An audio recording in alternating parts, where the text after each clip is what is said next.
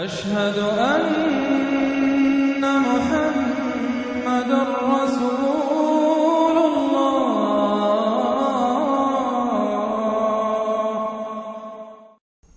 اگلی صورت میں 3 جوڑے بلکہ 2 جوڑے آ رہے ہیں صرف۔ واللیل اذا یغشا، قسم ہے رات کی جبکہ وہ ڈھانپ لیتی ہے۔ والنہار اذا تجلی، قسم ہے دن کی جبکہ وہ روشن ہو جاتا ہے۔ یہ ہمارے خارج میں آفاق کے اندر دن اور رات۔ وما خلق الذکر والانثی، ہمارے انفس میں ہمارے اندر کوئی مذکر ہے، کوئی مؤنث ہے، کوئی مرد ہے، کوئی عورت ہے۔ یہ جو تضادات بظاہر نظر آتے ہیں حقیقت میں تضادات نہیں ہیں، ان دونوں کے مل کے ہی در حقیقت فطرت اپنے مقاصد کی تکمیل کر رہی ہے۔ دن اور رات کے فرق سے ہی سارا نباتاتی نظام جو ہے یہ وہ سارا کا سارا اسی کے ساتھ وابستہ ہے، اسی سے اس کا ریسپریٹری سسٹم ہے، اسی سے یہ فوٹو سنتھسس اور سب کا یہ جو سولر انرجی ہے اس کا درختوں کی لکڑیوں میں آ کے سٹور ہو رہا ہے۔ یہ کیا ہو رہا ہے؟ سارا کا سارا دن اور رات کے ساتھ ہے۔ اسی طریقے سے مرد اور عورت اگر یہ فرق نہ ہو تو اولاد کیسے ہو، آگے نسل کیسے چلے؟ تو تضادات میں بھی توافق ہے یہاں، اگرچہ بعض چیزیں بظاہر متضاد ہیں لیکن ان میں توافق ہے۔ اللہ تعالیٰ نے اسی لیے پیدا کیا، لیکن ساتھ ہی یہ بتا دیا کہ جیسے یہ تضادات تمہیں نظر آ رہے ہیں واضح طور پر دن اور رات، نر اور مادہ، ایسے ہی ان سعیکم لشتی، تمہاری جو سعی ہے، محنت ہے، بھاگ دوڑ ہے، وہ تو سب کر رہے ہیں۔ وہ تو کل ہم پڑھ چکے سورہ بلد میں، لقد خلقنا الانسان فی کبد، ہم نے تمام انسانوں کو مشقت میں پیدا کیا۔ مشقت انسان کا مقدر ہے، محنت کرنی ہے، جد و جہد کرنی ہے، معاشی جد و جہد ہے، اور بھی جو ہے پھر اولاد کا پالنا ہے۔ لا اقسم بہذا البلد وانت حل بہذا البلد، کسی کا کوئی نظریہ بھی بن گیا ہے، کوئی آئیڈیل بھی ہے، کسی آئیڈیالوجی کا ماننے والا ہے، اب اس پر اس کا بوجھ ہے کہ اس آئیڈیالوجی کو پروموٹ کرے، اس نظریے کو پھیلائے، اور پھر یہ کہ اس نظام کو قائم کرنے کے لیے تن من دھن لگائے۔ تو کتنے بوجھ ہیں انسانوں پر، پھر کتنے صدمے انسان اٹھاتا ہے۔ تو فرمایا کہ لا اقسم بہذا البلد وانت حل بہذا البلد ووالد وما ولد لقد خلقنا الانسان فی کبد۔ مشقت تو ہر ایک کو کرنی ہے، لیکن جو نتیجے نکلتے ہیں مشقت کے وہ بالکل برعکس ہے، رات اور دن کا سا تضاد ہے ان میں۔ ان سعیکم لشتی، کوئی شخص اس محنت کے نتیجے میں اپنے آپ کو جنت کا مستحق بنا لیتا ہے، کوئی شخص اسی محنت کے نتیجے میں اپنے آپ کو دوزخ کا مستحق بنا لیتا ہے، راستے جدا ہو جاتے ہیں۔ اس کی بڑی پیاری تشریح ایک حدیث میں آئی ہے، حضور نے فرمایا کل نفس یغدو، ہر جان جو ہے صبح جب ہوتی ہے ہر انسان کی، فبائع نفسہا، پھر یہ کہ وہ اپنے نفس کو بیچتا۔ اب کوئی دفتر جا رہا ہے اپنی صلاحیت بیچ رہا ہے، کوئی بیچارہ وہ چونکہ اور کچھ نہیں سیکھ سکا تھا، اینٹیں ڈھو رہا ہے، تعمیر کا جہاں ہو رہی ہے، کوئی کسی چلا رہا ہے، کوئی ہل چلا رہا ہے، کسی کی مشقت، کوئی اپنی جسمانی جو قوت ہے وہ بیچ رہا ہے، کوئی اپنی ذہنی صلاحیت، اپنی ایکسپرٹیز، ڈاکٹر ہے اس نے بڑی مشکل سے فن حاصل کیا ہے، وہ بیٹھ کے فیس لے رہا ہے، لیکن بیچ رہا ہے اپنے آپ کو، اپنا وقت بیچ رہا ہے۔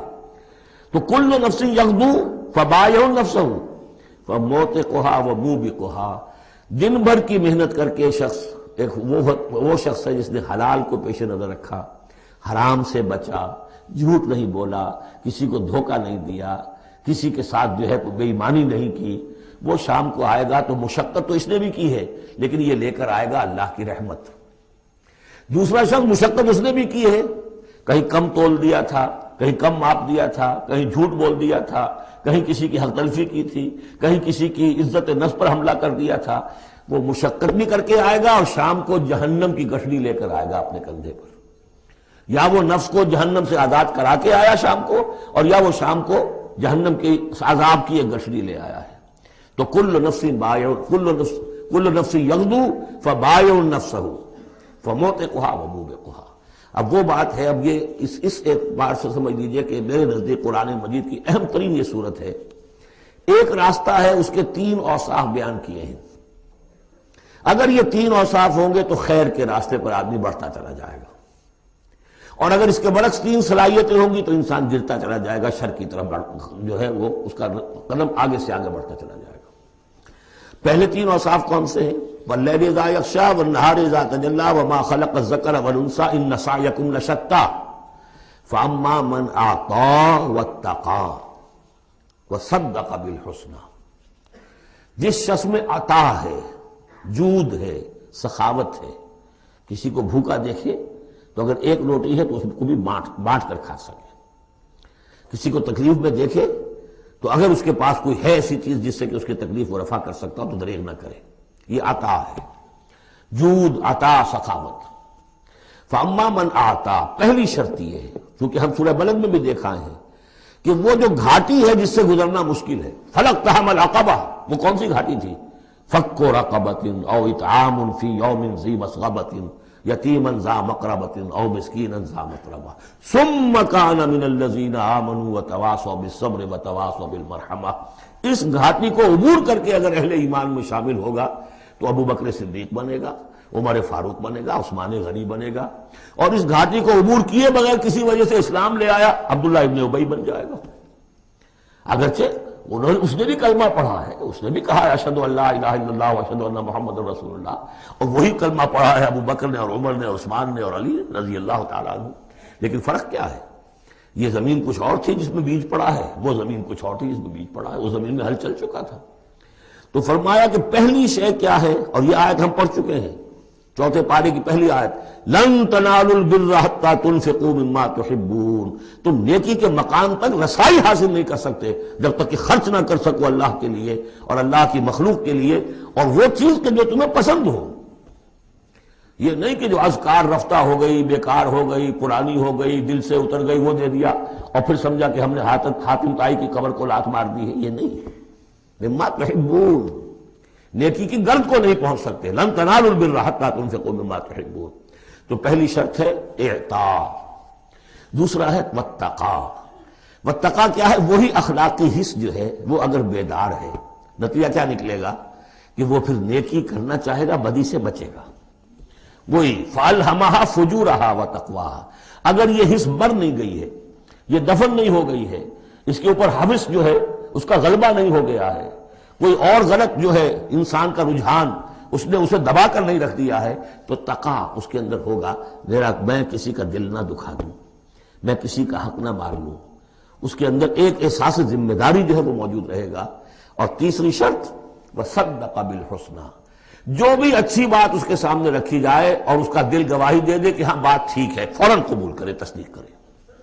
اس وقت یہ نہ کرے کہ یہ میں اگر مان لوں گا تو فلاں چیز چھوڑنی پڑ جائے گی، یہ اگر مان لوں گا تو فلاں کام کرنا پڑ جائے گا، یہ اگر مان لوں گا تو فلاں شخص ناراض ہو جائے گا، یہ اگر مان لوں گا تو مجھے یہ نقصان ہو جائے گا۔ اگر یہ سوچ کر رک گیا تو فیل ہو جائے گا۔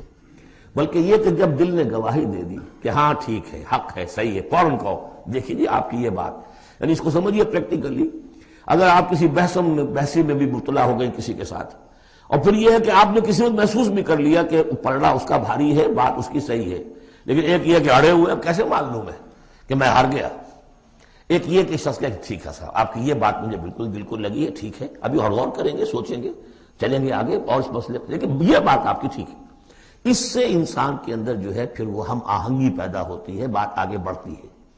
لیکن یہاں سمجھ لیجیے کہ بنیادی طور پر یہ تین اوصاف ہیں، فاما من آتا، بخل نہ ہو، اتقا اور اس کے اندر یہ اخلاقی حس بیدار ہو، نمبر تین جو اچھی بات سامنے آئے اس کی تصدیق کر دیں، فَسَنُيَسِّرُهُ لِلْيُسْرَىٰ، تو ہوتے ہوتے ہم آسانی سے، اب یہ لفظ بھی آ چکا تھا سورہ علق میں، وَنُيَسِّرُكَ لِلْيُسْرَىٰ، میں نے کہا تھا اس لفظ کو یہاں نوٹ کر لیجئے اور یہیں سے یہ بات آگے کھلے گی۔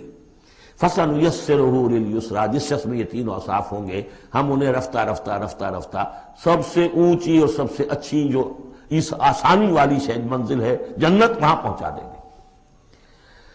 اب اس کے برعکس دیکھیے ترتیب، وَأَمَّا مَن بَخِلَ، اعطاء کے مقابلے میں بخل آ گیا، وَاسْتَغْنَىٰ، بے پرواہ ہے، اسے پرواہ ہی نہیں، دریا کو اپنی موج کی طغیانیوں سے کام، کشتی کسی کی پار ہو یا درمیان رہے، ہمیں سے کیا غرض ہے، وہ تو اپنی اس میں دھن میں لگے جا رہے ہیں، کسی کا دل مسل دیا، کسی کے جذبات کے اوپر جو ہے ٹھیس پہنچا دی، کسی کو کچھ کر دیا، کسی کا مال ہڑپ کر لیا، کسی کو اور کسی طرح سے اس کی عزت کے اوپر جو ہے کوئی حملہ کر دیا، چلے جا رہے۔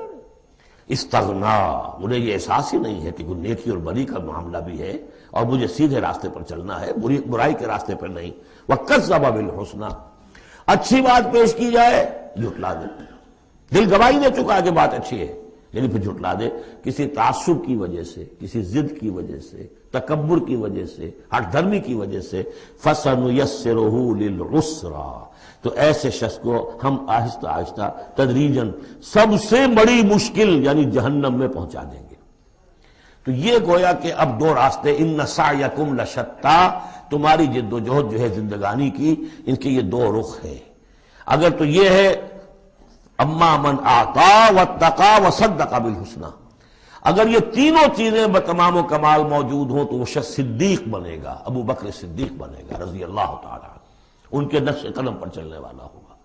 اور اگر ان تینوں سے کوئی چیز کمی ہے تو کہیں بیچ میں لٹک جائے گا، اور تینوں ہی نہیں ہے تو معلوم ہوا کہ وہ بدترین خلائق ہوگا پھر، جس کا کہ سب سے بڑا کردار جو قرآن مجید میں آتا ہے وہ ابو لہب ہے۔ ابو جہل جو ہے وہ بدترین نہیں تھا، اچھی طرح سمجھ لیجئے، وہ تو جب آج ہم پڑھیں گے، جب سورہ علق آئے گی تب اس کے کردار کا نقشہ سامنے آئے گا۔ اس کی شخصیت بڑی اونچی شخصیت تھی بعض اعتبارات سے، میں سنا چکا ہوں، نے صاف مانا تھا کہ محمد جھوٹ نہیں کہہ رہے، جو کچھ کہہ رہے ہیں صحیح کہہ رہے ہیں، لیکن میں نہیں مان سکتا۔ اس کا مطلب ہے ہمیشہ کے لیے ہم بنو امیہ جو ان کے غلام ہو جائیں گے، بنو ہاشم کے، یہ میرے لیے قبول نہیں۔ صاف تو کہا نا کم سے کم، give the devil his due۔ اسی طریقے سے جس باطل دین کا وہ علمبردار تھا اس کے لیے اس نے بھی گردن کٹوائی ہے، قربانی دی ہے اس نے۔ ابو لہب نے 2 مرسنریز بھیج دیے، تم چلے جاؤ، میں تمہیں پیسے دے دوں گا، تم جاؤ، تم لڑاؤ میری جگہ پر، اس لیے کہ اس میں وہ بات نہیں تھی، اس میں مردانگی تھی۔ کوئی وجہ تھی کہ حضور نے 2 شخصوں کو برابر تولا ہے، عمر ابن الخطاب اور عمرو ابن ہشام میں سے اللہ کسی ایک کو میری جھولی میں ڈال دے، کوئی وجہ تھی نا آخر، دونوں کو کیسے کیا ہے؟ اگر کہیں وہ بھی ایمان لایا ہوتا تو عمر ابن الخطاب کی طرح کا مسلمان ہوتا، پھر وہ اس طرح کا ڈھیلا مسلمان نہ ہوتا، وہ عبداللہ ابن ابی والا مسلمان نہ ہوتا۔ تو یہ شخصیتوں کا معاملہ ہوتا ہے، تو جس میں تینوں اوصاف نہیں ہے وہ گیا بدترین خلائق، جس میں کچھ ہے وہ پھر کچھ دیر لگا کے آ جائے گا، کچھ وقت لگے گا اسے، لیکن یہ 3 اوصاف ہی ہیں تعمیر سیرت کے اس اعتبار سے کہ جو فیصلہ کن ہیں۔ فَأَمَّا مَنْ أَعْطَىٰ وَاتَّقَىٰ وَصَدَّقَ بِالْحُسْنَىٰ فَسَنُيَسِّرُهُ لِلْيُسْرَىٰ وَأَمَّا مَنْ بَخِلَ وَاسْتَغْنَىٰ وَكَذَّبَ بِالْحُسْنَىٰ، بالکل اپوزٹ چیزیں، فَسَنُيَسِّرُهُ لِلْعُسْرَىٰ وَمَا يُغْنِي عَنْهُ مَالُهُ إِذَا تَرَدَّىٰ، اور اس نے جو مال جمع کیا ہوگا اپنے لیے وہ قطعاً کام نہیں آئے گا جب اسے گرایا جائے گا، گڑھے میں جب گرے گا جہنم کے۔ اِنَّ عَلَيْنَا لَلْهُدَىٰ، دیکھو انسانوں ہمارے ذمے ہے صرف ہدایت پہنچا دینا، یا اب اللہ تعالیٰ اپنے ذمے لے رہے ہیں، یہ ہمارے ذمے ہے کہ تمہیں راستہ دکھا دیں، سجھا دیں، یہ سجھا دینا ہمارے ذمے ہے۔ اس کے لیے ہم نے تمہیں جبلی ہدایت بھی دی ہے، اس کے لیے ہم نے تمہارے اندر اخلاقی حس بھی رکھ دی ہے، اس کے لیے ہم نے اپنی روح تم میں پھونکی ہے، اس میں ہماری معرفت اور محبت موجود ہے، اور پھر ان تمام چیزوں کی تکمیل کے لیے ہم نے نبی بھیج دیے، رسول بھیج دیا، کتابیں نازل کر دی، ہم نے اپنا ہدایت کا جو فرض تھا وہ ادا کر دیا۔ ان علینا للہدیٰ وان لنا للآخرۃ والأولیٰ، پھر ہمارے ہی لیے ہے اختیار آخرت کا بھی اور اولیٰ کا بھی، دنیا کا بھی، پھر فیصلہ ہم کریں گے کہ کون اب اس قابل ہو گیا ہے کہ دنیا کو ان کے بوجھ سے پاک کر دیا جائے، زمین کو ان کے بوجھ سے آزاد کر دیا جائے، پوری قوموں کو ملیا بیٹ کر دیا جائے، فیصلہ کرتے ہیں۔ وہ پڑھ چکے پچھلی صورت میں، فَدَمْدَمَ عَلَيْهِمْ رَبُّهُمْ بِذَنبِهِمْ فَسَوَّاهَا، ایسے ہے کہ جیسے کسی باغ میں سے کوڑا کرکٹ جمع کیا جائے اور پھر اسے آگ دکھا دی جائے، اس لیے کہ اس باغ کے لیے بدنما داغ ہے۔ اب تو یہ کہ وہ انسان جو ہے کہ جو پھر اس حد تک ہدایت کے واضح ہو جانے کے بعد کہ نبی آ گیا، کتاب آ گئی اور اس نے ماڈل پیش کر دیا اپنی زندگی کے اندر، پھر بھی نہیں مانا، تو پھر یہ جو بھی فیصلہ ہے وہ ہم کرتے ہیں۔ فَأَنذَرْتُكُمْ نَارًا تَلَظَّىٰ، دیکھو میں نے تمہیں خبردار کر دیا اس آگ سے جو بھڑک رہی ہے اور وہ منتظر ہے۔ لا یصلاھا، ہم دیکھ چکے ہیں کئی جگہ آیا ہے کہ وہ تو دھاڑ رہی ہے بھوکے شیر کی طرح، اسے تو چاہیے اپنی خوراک۔ لا یصلاھا الا الاشقی، نہیں پڑے گا اس میں مگر وہی جو بہت ہی بدبخت ہے۔ کیوں؟ کم بدبخت تو اگر ہوتا معاملہ تو اور ہوتا، یہ محمد کے آنے کے بعد بھی صلی اللہ علیہ وسلم جس کی حقیقت نظر نہیں آئی تو اس سے بڑا بدبخت کوئی ہے ہی نہیں۔ اس لیے کہ اگر کچھ اندھیرا ہو، کچھ روشنی ہو، آدمی ٹھوکر کھا جائے، چلیے بھائی کچھ اندھیرا بھی تھا، جھٹپٹا تھا، پوری روشنی نہیں تھی، نصف النہار پر سورج چمک رہا ہو اور آپ ٹھوکر کھائیں تو پھر قصور کس کا ہے؟ تو آپ کا ہے۔ اس اعتبار سے اب بعثت محمدی کے بعد صلی اللہ علیہ وسلم جس شخص نے اپنے آپ کو محروم رکھا وہ اشقا ہے۔ لا یصلاھا الا الاشقی الذی کذب وتولی، جس نے جھٹلایا ہے اور منہ پھیر لیا ہے۔ وَسَيُجَنَّبُهَا الْأَتْقَى، اور ہم بچا دیں گے یا بچا دیا جائے گا اس سے جو بہت ہی متقی ہے۔ اس آیت کے بارے میں تقریباً کنسنسس ہے کہ یہاں مراد حضرت ابوبکر ہے رضی اللہ تعالی عنہ۔ اتقا، وہ تینوں صفات بتمام و کمال جس میں تھے وہ ابوبکر تھے۔ یہی وجہ ہے کہ تصدیق بالحسنہ میں ایک لحظہ نہیں لگا۔ حضور فرماتے ہیں کہ میں نے جس کے سامنے بھی اپنی نبوت کی دعوت رکھی اس نے ضرور کچھ نہ کچھ توقف کیا، سوچا، سوائے ابوبکر کے کہ ایک لحظے کا توقف نہیں کیا۔ اور ان کی شخصیت کے اندر وہی چیزیں موجود تھیں، غریبوں کے اوپر شفقت تھی، نیکی کی، اور بنیادی طور پر وہ موحد تھے، انہوں نے کبھی بت پرستی اختیار نہیں کی زندگی میں، تو وہ صلاحیت جو ہے تقویٰ بھی تھا، اعطاء بھی تھا، خرچ کرنے کی صلاحیت تھی۔ انہوں نے خرید کر جو ہے غلام جتنے تھے جو مسلمان ہو گئے تھے، غلام اور کنیزیں، اور جن کے اوپر سخت جو ہے پرسیکیوشن ہو رہی تھی، ٹارچر ہو رہا تھا ان کے آقاؤں کی طرف سے، منہ مانگے دام دے کر ان کے آقاؤں کو نے خریدا ہے اور آزاد کیا ہے۔ فَأَمَّا مَنْ أَعْطَىٰ وَاتَّقَىٰ وَصَدَّقَ بِالْحُسْنَىٰ، یہ تینوں اوصاف بتمام و کمال ابو بکر میں، ابو بکر صدیق اور صدیق اکبر رضی اللہ تعالی عنہ۔ خواتین میں الصدیقۃ الکبریٰ حضرت خدیجہ الکبریٰ ہے رضی اللہ تعالی عنہ۔ وَسَيُجَنَّبُهَا الْأَتْقَى الَّذِي يُؤْتِي مَالَهُ يَتَزَكَّىٰ، جو اپنا مال دیتا ہے اپنے نفس کو پاک کرنے کے لیے۔ وہ مال کیوں دے رہا ہے، کیوں خرچ کر رہا ہے، کیوں بلال کو اس نے خریدا ہے؟ باپ نے کہا ابو قحافہ نے، وہ تو ایمان نہیں لائے تھے اس وقت تک، وہ تو فتح مکہ کے بعد ایمان لائے، وہ کافر رہے پورے عرصے کے دوران، مشرک رہے۔ تو باپ نے یہ کہا کہ ابو بکر تمہیں اگر کوئی خریدنا ہی تھا غلام اور کسی کو آزاد کرنا تھا تو کوئی دیکھتے، اچھا غلام دیکھتے، کوئی طاقتور سے دیکھتے جو تمہارے کام بھی کبھی آتا۔ انہیں کیا پتا تھا کہ ابو بکر تو کسی اور چیز کا طلبگار ہے، اسے کچھ اور چاہیے، اسے کوئی، یعنی جو شخص کسی غلام کو آزاد کر دیتا تھا وہ اس کا مولا رہتا تھا، پھر بھی وہ ایک درجے میں اس کے تابع ہوتا تھا، اس کی بات سنتا تھا، اس کا حمایتی ہوتا تھا۔ اخلاقی طور پہ بھی سمجھ میں آ رہا ہے کہ ایک شخص نے اپنی رقم خرچ کی ہے اور آپ کو خرید کے آزاد کر دیا ہے، تو اب آپ بے دام جو ہے غلام تو ہو گئے نا اس کے، اس لیے کہ یہ کہ وہ غلامی نہیں ہے، مولا کہلاتے تھے وہ، جیسے کہ حضرت زید ابن حارثہ بھی مولا تھے حضور کے، اور اسی طریقے سے اور بھی بہت سے ہیں جن کے بارے میں آتا ہے کہ انہوں نے جو حدیث روایت کی ہے، ثوبان رضی اللہ تعالیٰ وہ بھی مولا تھے حضور کے، مولا اس معنی میں۔ تو فرمایا کہ تم نے یہ کیا کیا، کس کو تم نے خریدا اور اتنی بڑی رقم دے دی؟ جو مانگا امیہ ابن خلف نے وہ بھی حیران رہ گیا، ٹھیک ہے لو، اس لیے کہ انہیں تو ابو بکر کو چھڑانا ہے اس پرسیکیوشن سے۔ الذی یؤتی مالہ یتزکیٰ وما لأحد عندہ من نعمت تجزیٰ، اور ایسا نہیں ہے کہ کسی اور کا اس پر کوئی احسان ہو جس کا وہ بدلہ چکا رہا ہو، نہیں، الا ابتغاء وجہ ربہ الاعلیٰ، صرف اپنے بلند و بالا پروردگار کی رضا جوئی کے لیے وہ خرچ کر رہا ہے۔ وَلَسَوْفَ يَرْضَىٰ، اور وہ عنقریب راضی ہو جائے گا۔ یہ عنقریب راضی ہو جائے گا کون؟ اللہ بھی راضی ہو جائے گا اور ابو بکر بھی راضی ہو جائیں گے، رضی اللہ عنہ ورضوا عنہ، جیسے ہم خطبے میں بھی کہتے ہیں رضی اللہ تعالی عنہ وارضاہ، اللہ تعالیٰ بھی راضی ہو جائے ان سے اور اللہ ان کو راضی بھی کر دے، ان کو بھی اتنا اجر و ثواب دے۔ وَلَسَوْفَ يَرْضَىٰ، اور میرے نزدیک یہاں مراد حضرت ابو بکر ہے، اس کا میں ثبوت آپ کو اگلی صورت میں دوں گا۔ اب دیکھیے پہلی صورت میں آیا تھا قد افلح من زکاہا وقد خواب من دساہا، 8 آیتیں تھیں، وہ تھیں قسموں پر مشتمل، لیکن اصل مضمون کیا تھا؟ نفس انسانی میں نیکی اور بدی کا شعور ودیت کر دیا ہم نے۔ اب جس نے اس کو بنا لیا، سنوار لیا، وہ کامیاب، جس نے اس کو دبا دیا، مٹی میں دفن کر دیا، وہ ناکام۔ اگلی صورت میں آگے راستہ بتا دیا، سنوارنے کا راستہ کیا ہے؟ اعطاء، تقوی، تصدیق بالحسنہ، ان عادتوں کو کلٹیویٹ کرو اپنے اندر، تو یہ راستہ جو ہے تمہارا جائے گا صدیقیت کی طرف اور اللہ تعالیٰ کی رضا کی طرف۔ اس کے برعکس اور صاف بخل، استغنا، پرواہ نہیں، کیا خیر کیا شر کوئی پرواہ نہیں، اپنی خواہشات کو پورا کرنا ہے، اپنی اشتہا جو ہے اس کو اس کے شہوت کو پورا کرنا ہے، حرام سے حلال سے اس سے کوئی بحث نہیں۔ اور یہ کہ بات سچی آئی، اچھی آئی اور دل نے گواہی دے دی پھر بھی اس کو رد کر دیا، تو وہ دوسری منزل پہ نکل جاؤ گے۔ اب یہ جو پہلی منزل تھی اس کا نقطہ عروج کون ہے؟ ایک تو ابو بکر آ گئے اس میں، اور ان سے بلندتر رتبہ کس کا ہے؟ محمد الرسول اللہ صلی اللہ علیہ وسلم، معراج انسانیت۔